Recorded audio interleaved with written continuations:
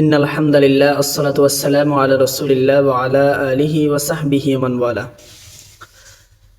আমরা ধারাবাহিকভাবে সূরা কাউসারের আলোচনা করতেছিলাম। আল্লাহ সুবহানাহু ওয়া তাআলা সূরা কাউসারের প্রথম আয়াতে বলেছেন, ইন্না আতাইনাকাল কাউসার, যে হে রাসূল আমি আপনাকে কাউসার দান করেছি।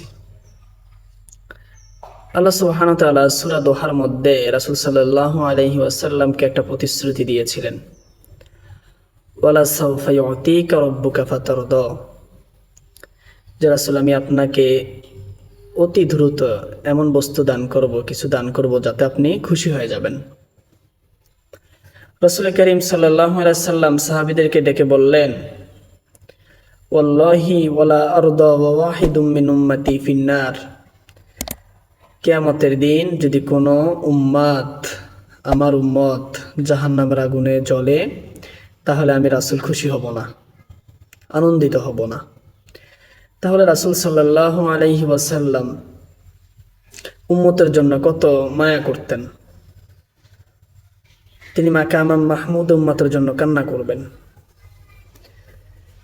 আল্লাহ সুবহানাহু ওয়া তাআলা রাসূল সাল্লাল্লাহু আলাইহি ওয়াসাল্লামকে কাউসার দান করেছেন। রাসূল করিম সাল্লাল্লাহু আলাইহি ওয়াসাল্লাম সকল উম্মতকে কাউসারের পানি পান করানোর জন্য তিনি অপেক্ষা করবেন। কিন্তু আল্লাহ সুবহানাহু ওয়া তাআলা তার সামনে থেকে একটা দলকে সরিয়ে নেবেন, যারা বেদাত করেছেন, দ্বীনের মধ্যে নতুন কিছু সৃষ্টি করেছেন।